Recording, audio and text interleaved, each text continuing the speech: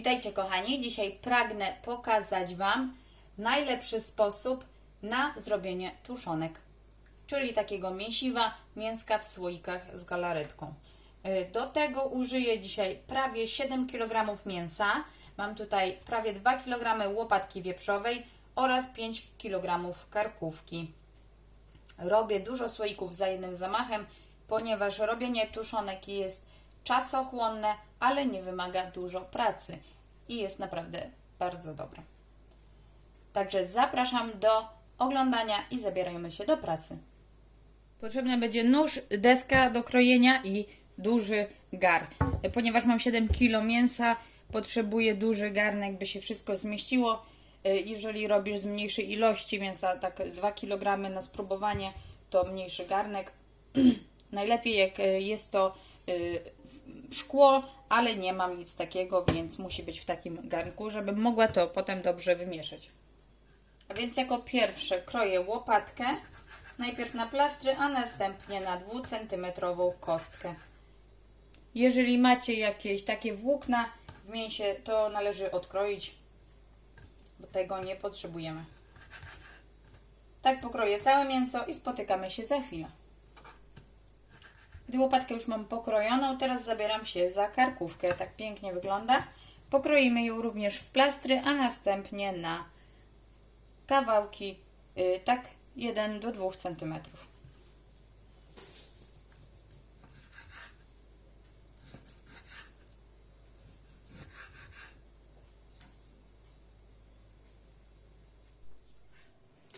I już całe mięso mamy pokrojoną w drobną kostkę. Nie taką drobną, taką centymetr, 2 cm. Mamy tego dużo mięsa, ale ja robię raz a porządnie, ponieważ jest to czasochłonne, więc robię dużo słoików za jednym razem. One i tak po miesiącu, 2 znikają, więc raz a porządnie. Teraz dodajemy sól. Na 7 kg mięsa dodam 5 łyżek soli himalajskiej. Możesz dodać sól kuchenną. To nie jest aż tak istotne. Ja lubię sól himalajską, ponieważ ona ma jeszcze te minerały, te wartości. Tam znajduje się wapń, żelazo i magnez. Dlatego ma kolor różowy, ponieważ właśnie są tam te minerały. 3 łyżki. 4 i 5 łyżek. Tak zasypane mięso. Jeżeli robisz tak na próbę 2 kg mięsa, wtedy dodaj tak około 2-3 łyżki soli. Teraz jest najbardziej pracochłonny proces, czyli wyrabianie tego mięsa. Masowanie go tak, by mięso zaczęło się lepić. A po co my to robimy? Żeby to mięso puściło tak zwany kolagen. Kolagen i żeby sól również dobrze się z mięsem połączyła. Więc masujemy około 20 minut to mięso, tak by było lepkie. Kolagen potrzebny nam jest, by się uwolnił, by w tym słoiku była galaretka. Słuchajcie, w zeszłym roku robiłam właśnie takie mięso, ale dodałam jeszcze pół kilo mięsa mielonego. Dzięki temu miałam jeszcze więcej tej galaretki. Chcecie, to możecie dodać mięsa mielonego, czy też wołowego możecie dodać mięsa. I tak teraz ugniatamy to mięso. Po co my to jeszcze robimy? By ta sól wyciągnęła nam to osocze. Jeśli jeszcze jakaś krew się znajduje w tym mięsie, to rano powinno na dnie garnka znaleźć się to osocze, ten cały płyn i wszystkie toksyny, jeżeli jakieś znajdowały się w mięsie. I wtedy to osocze, tą wodę się odlewa, bo tego nie wsadzamy do słoika, nie gotujemy razem, bo nie chcemy tego osocza w słoiku, chcemy galaretkę. Już minęło około 15 minut, nie trzeba było długo mięsa masować. Jak widzicie, mięso puściło cały kolagen. Na ściankach widać ten cały klej, który będzie w przyszłości naszą galaretką. Mięso się klei. Znaczy, że już jest dobrze wyrobione. I tak pozostawiam mięso do dnia następnego. Rano sprawdzimy, czy wypłynęło jakieś osocze, czy jeszcze jakaś krew, czy będziemy mieli jakieś toksyny do odlania, czy nie.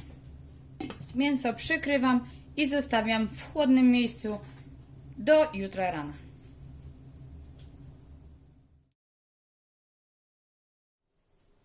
Tuszonki ciąg dalszy, dzień drugi. Moje mięsko postało ponad 12 godzin. Teraz możemy sprawdzić, czy na dnie garnka jest jakiś płyn.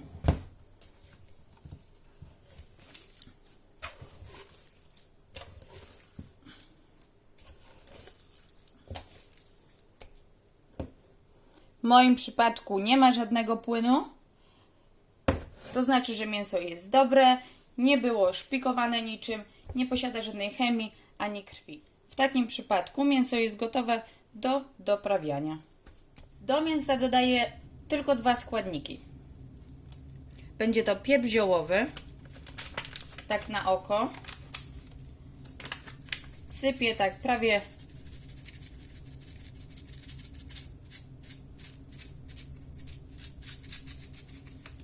tak z pół paczki, może mniej troszeczkę. I majeranek.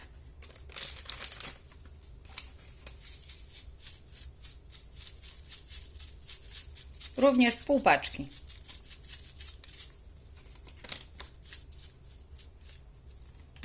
I to wszystkie przyprawy, zioła, które dodaję. Teraz mięso należy wymieszać ponownie, tak by wszystko się połączyło. I za chwilę będziemy je słoikować.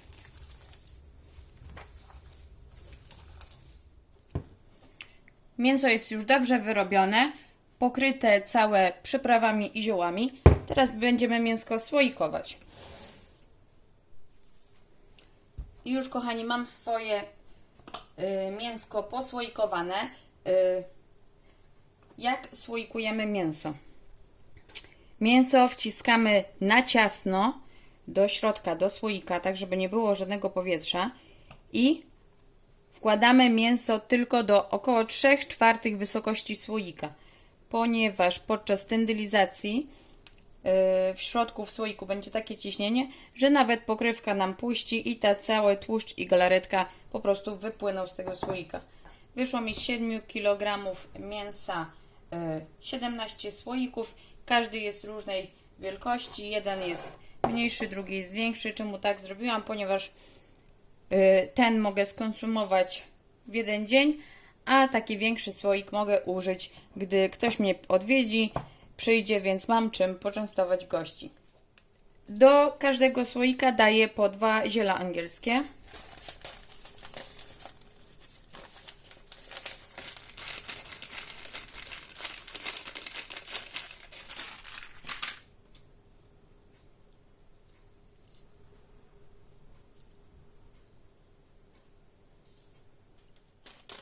Owoc jałowca. Po co ja daję jałowiec? Ponieważ jałowiec jest bakteriostatyczny, więc to mięso nam się nie zepsuje. Nie zepsuje, ale jeszcze doda nam taki lekki posmak dziczyzny. Więc zawsze go dodaję po 2 ziarka na słoik.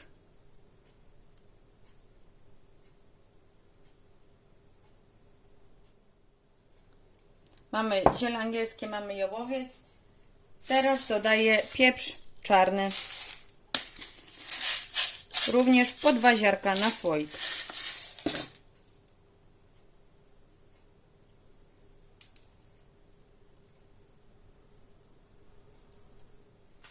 I to właściwie są wszystkie nasze przyprawy.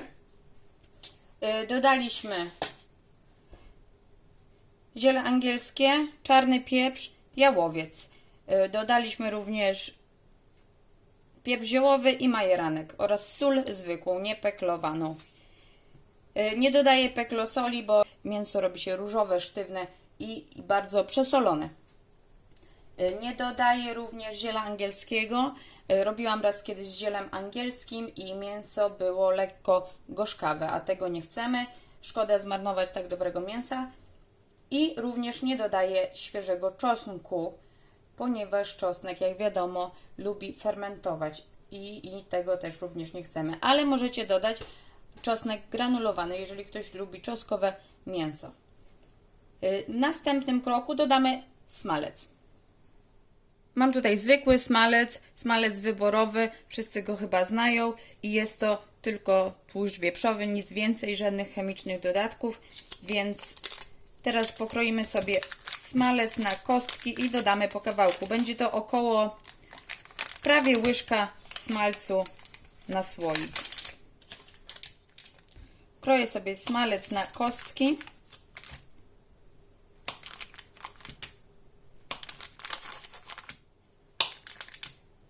Kroję sobie smalec na kostki w ten sposób i wrzucam taki smalec do słoika.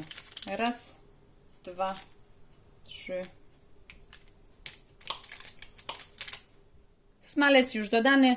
Ostatnią rzecz, którą dodajemy do słoików, to jest przygotowana zimna woda. Zalewamy słoiki wodą tylko do wysokości mięsa. Nie mogą być one pełne. Tak troszeczkę. Powiedziałabym nawet, że są to 3 łyżki wody.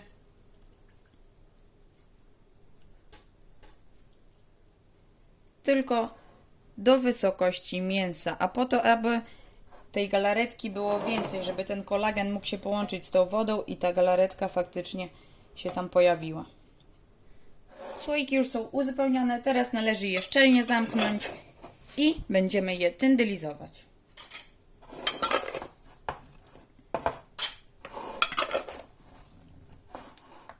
Gdy już wszystkie słoiki szczelnie zamknięte, ustawiamy je w garnku i będziemy zalewać zimną wodą. Rozpoczynam gotowanie od pełnego ognia. Od momentu zagotowania się zmniejszam gaz, tak by woda tylko w środku w garnkach się perkoliła. To jest proces tyndylizacji, bardzo ważny, ponieważ to jest surowe mięso, jak wiadomo. To nie jest pasteryzacja, która trwa tylko 20 minut. To mięso ma nam długo postać i służyć jak najdłużej. Woda już zaczęła się gotować. Tutaj się lekko perkoli, więc już zmniejszam ogień, by właśnie tak pozostało. Zmniejszam ogień i w tym również też. To już się dobrze gotuje. Zmniejszam ogień, żeby lekko się perkoliło. I tak pozostawiam te tuszonki na 3 godziny i po 3 godzinach będę je wyciągać z wody do ostudzenia. Woda również ostygnie i jutro kolejny dzień tyndylizacji. Nie będę Wam pokazywać wszystkich tyndylizacji, po prostu to są gotujące się słoiki. Chodzi o to, jak to robimy. Pierwszego dnia, czyli dzisiaj 3 godziny gotujemy słoiki, drugiego dnia 2 godziny i trzeciego dnia godzinę.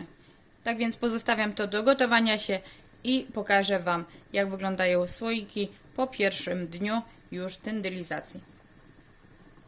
Mięso w środku jest zbite, ponieważ było upchane na ciasno. Galaretka jeszcze się nie zastygła, bo słoiki są gorące, dopiero co wyciągnęłam z garnka. Ale tak wygląda mięsko po pierwszej tyndylizacji.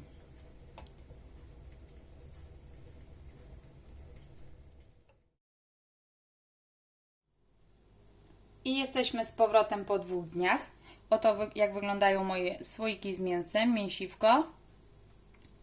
Galaretka się jeszcze nie zastygła. Takie słoiki należy przechowywać w lodówce albo w piwnicy, jeżeli masz w ciemnym, zimnym miejscu. Powiem Wam szczerze, że od momentu, kiedy zaczęłam robić te słoiki, one wszystkim tak bardzo posmakowały, że już nie kupuję w sklepie żadnych tego typu mięs ani konserw. Na 17 słoików 16 załapało, 1 nie załapał, z czego się w sumie cieszę, ponieważ mogę go spałaszować od razu i pokazać Wam, jak wygląda mięsko w środku.